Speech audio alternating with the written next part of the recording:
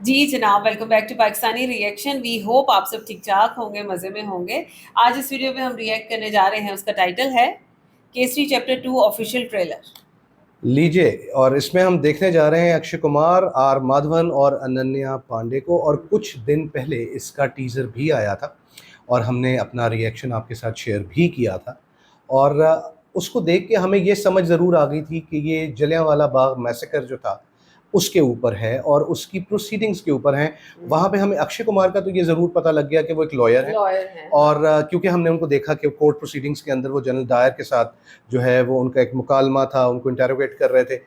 लेकिन आर माधवन का क्या रोल है इसमें और अनन्या पांडे का क्या रोल है उसके बारे में कुछ नहीं बताया गया। कोई ऐसे विजुअल्स उस टीजर में थे भी नहीं, बिकॉज हम जो चीज़ उसमें देख पाए वो एक ब्लैक स्क्रीन थी जिसके पीछे आपको लोगों की आवाजें आ रही। बेसिकली उन्होंने आपको मूवी का प्लॉट बताया, आपको प्लॉट बताया कि बेसिकली जो है मतलब इस मूवी के जो ये कोर्ट प्रोसीडिंग्स हैं उसके प्रिकर्सर्स के अंदर बेसिकली जलियांवाला बाग का मैसेकर आता है और वो वाकया आता है। और ये काइंड ऑफ वो वाली स्टोरी है जो कि उसके बाद जो है वो आई। और शायद हिस्ट्री ऐसा में नजरिया है कि जो अभी तक आम लोगों को नहीं पता। हिस्ट्री में बिल्कुल एग्जैक्टली कि हिस्ट्री में उतना प्रोमिनेंट नहीं है। सो वही कुछ मेरा ख्याल है कि हमें यहाँ पे देखने को मिलेगा। चलते चल के देखते हैं इसको और उसके बाद करते हैं बात। चलिए, चैनल पे नए हैं तो चैनल को सब्सक्राइब कर लीजिएगा और बेल आइकन को प्रेस करना बिल्कुल मत भूलिएगा। हम चलते हैं अपनी वीडियो की तरफ और आप देख रहे हैं रिएक्शन वीडियो।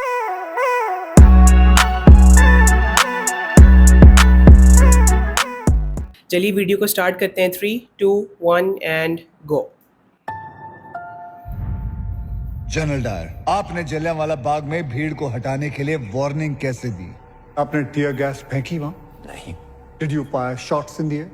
नहीं। तो आपने बिना वार्निंग दिए भीड़ पे गोलियां चला दी। वो भीड़ नहीं थी, they were terrorists। But they were still humans. उनके हाथ में हथियार थे। 8, 9, 11 महीने के बच्चे जिनके छातियों में गोलियां लगी थी, उनके हाथ में कौन से हथियार आपने देखे?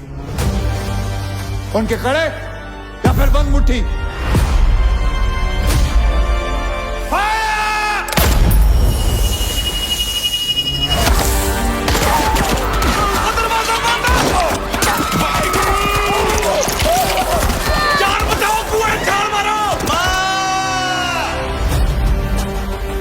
इसके बाद आप चुप कैसे रह सकते हैं? अंग्रेजों से कोई नहीं जीत सकता नायक।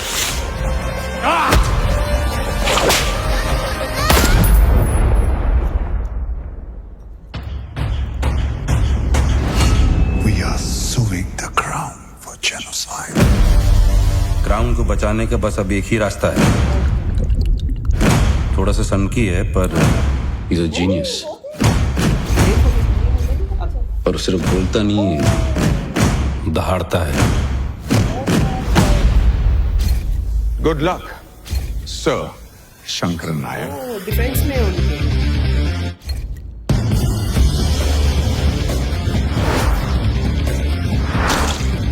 An Indian lady lawyer। Why are you surprised? Doesn't your England have queens?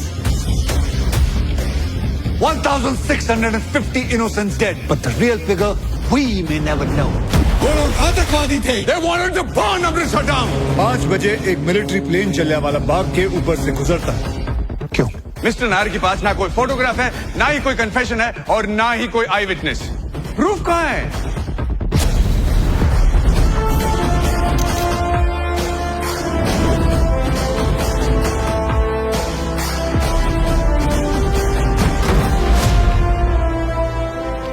मैं जलियांवाला बाग का सच पूरी दुनिया के सामने लाऊंगा।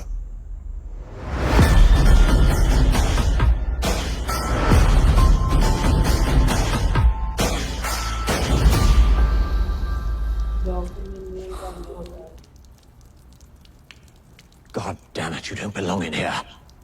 Don't forget that you're still a slave of the British Empire। The empire is shrinking।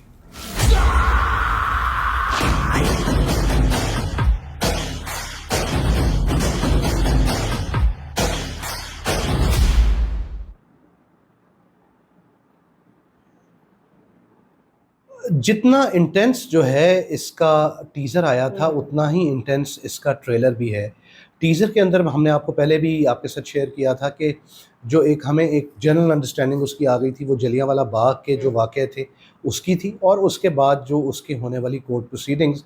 लेकिन जिस चीज़ के बारे में हम नहीं फिगर आउट कर सके वो ये था कि अनन्या पांडे और आर माधवन का इसमें क्या रोल होने वाला है।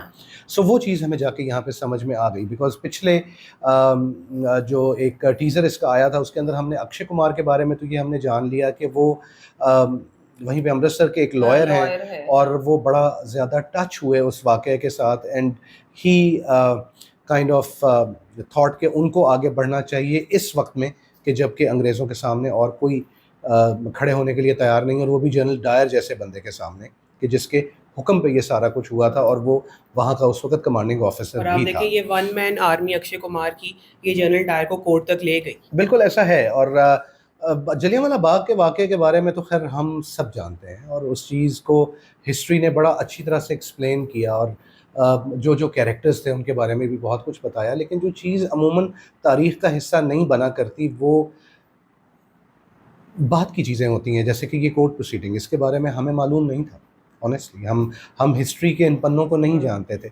सो डेफिनेटली इस मूवी को छोड़ने का तो सवाल ही पैदा नहीं होता ना यार। आप को कुछ हिस्ट्री के बारे में इसके अंदर मालूम होने वाला है। और फिर मैं अगर एक्टिंग की यहाँ पे बात करूँ तो मेरा ख्याल है कि अनडाउटेडली अक्षय कुमार के कैरियर की ये बेस्ट मूवी होने वाली है। बिज़नेस ना करेगी ये मूवी सवाल ही पैदा नहीं होता, बहुत अच्छा बिज़नेस करेगी, बिकॉज़ वो तमाम लोग जो कि तारीख़ के बारे में जानना चाहेंगे और ख़ास तौर पे हिस्ट्री का वो हिस्सा जानना चाहेंगे कि जो इतना कॉमन नहीं शायद है, इतना प्रोमिनेंट नहीं होता। 95% भी इंफॉर्मेशन के लिए देखते हैं ना, उनके लिए ये मूवी परफेक्ट है। बिल्कुल ऐसा ही है। अच्छा, और फिर आपने नोटिस किया कि डिटेलिंग कितनी ज्यादा आपको नजर आई है इसके अंदर, कलर ग्रेडिंग बहुत अच्छी थी, बीजीएम बहुत ज्यादा अच्छा था। ऐसा है। और आप ये चीज़ देखिए कि जब हम हिस्ट्री की बात करते हैं ना, तो एक ऐसे दौर के अंदर कि जबकि सारा कुछ बड़ा शदीद ऑप्रेस करके रखा हुआ था अंग्रेज़ों ने, और फिर वहाँ पे उनका अपना एक जनरल जो कि कमांडिंग ऑफिसर था उस इलाके का, वो इन्वॉल्व था, उसके डायरेक्टली उसके हुक्म पे फायर किया गया और 1600-1700 बंदों की जान चली गई। तो कैसे हो सकता है कि वो इतने आराम से उस चीज़ को जाने देते? उन्होंने भी भरपूर फाइट की, और उन्होंने आर माधवन की शक्ल में एक लॉयर जो है वो उन्होंने वहाँ से मंगवाया बाहर से। अच्छा, मैंने नहीं पहले पहचाना। नहीं, वो जब कॉफी के कप के अंदर उनकी शक्ल नजर आई तो मुझे समझ आ गया। बहुत अच्छा कैरेक्टर लग रहा है, मतलब इस बंदे की एक्टिंग मुझे वैसे ही बहुत पसंद है, और आप देखिए कि लॉयर के कैरेक्टर में सामने आ रहा है। हाँ, ये मेरा ख्याल है कि शायद क्या कहना चाहिए कि शैतान के बाद ये एक अच्छा रोल आप देखने में जा रहे हो आर माधवन का। और इनकी एक्टिंग के बारे में कोई डाउट नहीं है। अनन्या पांडे के बारे में मोना की एक थ्योरी है। हम ये ट्रेलर जो है ये देखने के बाद हम जरा डिस्कस कर रहे थे। हाँ, नहीं मुझे लग रहा है क्योंकि वो भी मुझे प्रैक्टिसिंग लॉयर लग रही है। नहीं, डेफिनेटली। और उसके साथ साथ मुझे लग रहा है कि ये भी उस इवेंट के जो हादसा हुआ उसकी विक्टिम होंगी, मतलब इनकी फैमिली में भी शायद उसमें लूज हो गई और वो सारा कुछ हुआ।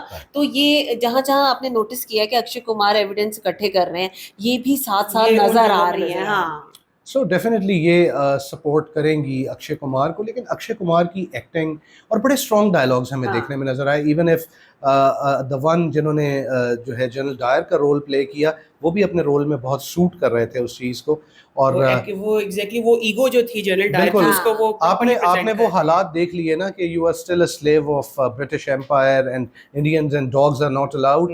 तो आपको और फिर ऑफ कोर्स जो जलियांवाला बाग का जो मैसेकर था उसका भी उन्होंने आपको एक ग्लिम्प्स तो इस ट्रेलर में उन्होंने दिखाया, और क्या कमाल का शूट उन्होंने किया हुआ है। और जो ब्रूटैलिटी है आपको शायद सही मायनों में ये देखने को नजर आए। आप एक और चीज देखें, और लोग जो हैं वो हॉल में रोएंगे ये देख के। बाबा मूवी से हट के थोड़ा सा अगर देखें, याद है आप मुझे कहते होते हैं कि जो ब्रिटिशर्स हैं जिन्होंने रूल किया है, वो उनके लिए जो डार्क साइड होती है उस स्टोरी की उसको वो खत्म कर देते हैं। डेफिनेटली। तो वही चीज क्या हमें रियलिटी में नजर नहीं आती? ये कोर्ट प्रोसीडिंग्स और जनरल डायर का वो केस हार जाना, ये सिर्फ और सिर्फ आपको अंग्रेजों की जो यहाँ पे ब्रिटिश इंडिया की हिस्ट्री थी, आपको ये लैप्स उसी में नजर नहीं आएंगे। ये थ्रू आउट जितने भी एम्पायर्स फॉर्ज होती हैं वो अपनी हिस्ट्री को खुद बनाते हैं और पुरानी हिस्ट्री को मिटा दिया जाता है। हर बंदा अपने आप को प्योरीफाई करना चाहता है। बिल्कुल ऐसा ही है। आपने नोटिस किया होगा कि एक सीन बीच में दिखाया जा रहा था कि भाई लाशें उठा के वो एक बहुत ज्यादा गहरे किसी